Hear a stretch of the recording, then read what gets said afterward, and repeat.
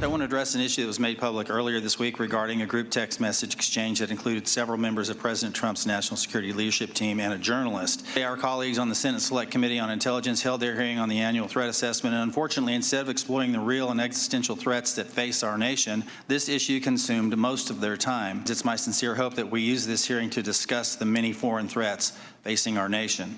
I have deep concerns about the state of our national security. And that's House Intelligence Committee Chairman Rick Crawford kicking off yesterday's hearing on worldwide threats facing America, urging Democrats to focus on the actual threats our nation faces, including China, Russia, Iran. But Democrats seemingly more interested in scoring political points, pressing the nation's top intelligence officials on why a left-wing journalist was accidentally added to a high-level Signal group chat. Watch. Secretary Hegseth has disclosed military plans as well as classified information. He needs to resign immediately. Everyone here knows that the Russians or the Chinese could have gotten all of that information, and they could have passed it on to the Houthis. I think that it's by the awesome grace of God that we are not mourning dead pilots right now. Do you know whether Pete Hegseth had been drinking before he leaked classified information? I think that's an offensive line of questioning. The answer is no.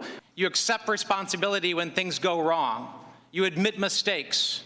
You set the standard from the very top. The idea that this information, if it was presented to our committee, would not be classified, y'all know is a lie.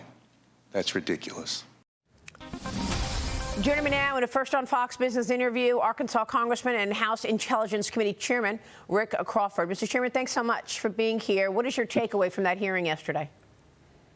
Well, I thought it was they squandered a valuable opportunity to learn more about the threats that face our nation, instead focusing on something that probably would have been, it had already been resolved, asked, and answered. As I say resolved, look, there's going to continue to be inquiry into this by the National Security Council. They've already acknowledged they're going to audit the phones. All the principals involved in that thread said that they were open to cooperating with an audit. So let's move on to the more pressing business at hand, but they chose to go a different direction. Well, I mean, look, Michael Waltz has apologized, said that this was a mistake, and is trying to move on. What more do you need to do to move on? We just heard that there wasn't a negative impact, no names were given, no targets were given, and yet the Democrats are hanging on to this mistake. And they're asking for resignations. Right, they're looking for something to help.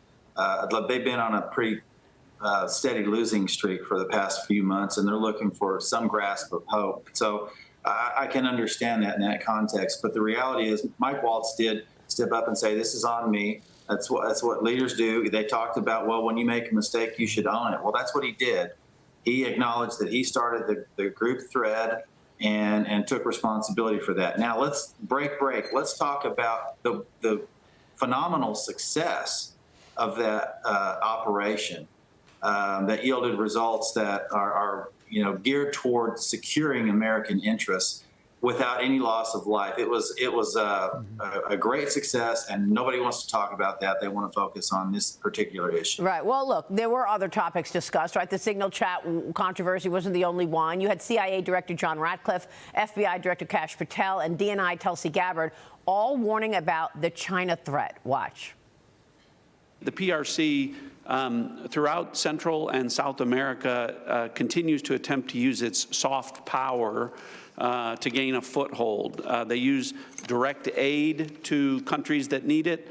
They also provide funding to universities to get a foothold to create influence. The Chinese, the Russians, Iranians, and other adversaries are utilizing their partners, just like they are doing in terms of how they move illicit fentanyl precursors into this country. They're moving humans in the same fashion. Did you see an increase from the first Trump administration to the Biden administration on Russian and Chinese nationals crossing the border? Did it increase or decrease? Yes, actually, so the PRC nationals crossing the southern border from 22 to 25 was 178,000. Having CCP actors purchasing large swaths of land next to military installations is a national security issue, a major one. And I would highlight to the American public, we're not allowed to buy farmland in mainland China or in Russia. China's cyber activities have been linked to multiple high-profile breaches, including last year's massive compromise of U.S. telecom infrastructure, commonly referred to as Salt Typhoon. That number, Mr. Chairman, that we just heard in terms of Chinese nationals crossing the border, that was much higher than anyone expected. We heard from Kash Patel, 178,000 in the last couple of years. Are they directed to come here? You can't just pick up and move out of communist China, right? Right. I mean, you have to ask that question. It's a legitimate line of questioning. One of the things I want to point to is every single thing that they mentioned in this hearing as threats to the United States, whether that's immigration, our southern border, whether it's fentanyl, whether it is cyber, whether it is, irregular migration, whatever topic you want to bring up, the common denominator among all those topics is China. And that was echoed throughout the hearing from those principals on that panel. So what do you think ought to be done about that?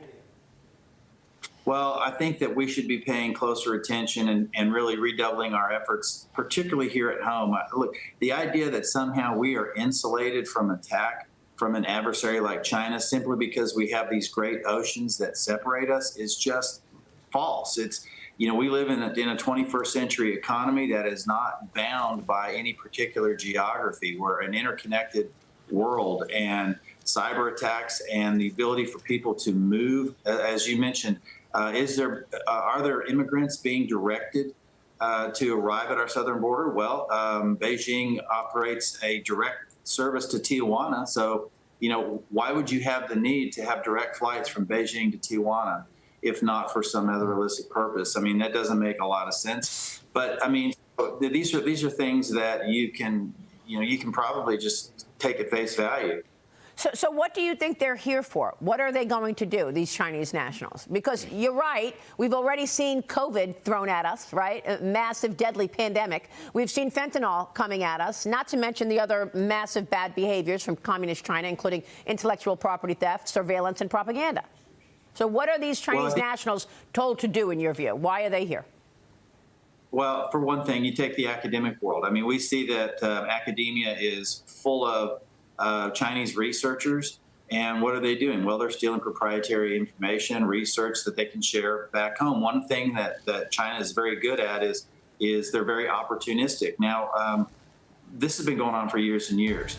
The thing about that is that the stated goal of the Chinese Communist Party has been for quite some time to supplant the American economy as the preeminent economy on the globe. Yeah. And they are ramping that up under Xi at a breakneck pace. Yeah, and it sounds like they'll do anything to do that, whatever tactic they need to. Congressman, it's great to have you this morning. Please come back soon. Thank you. Rick Yes, ma'am. Crawford joining us.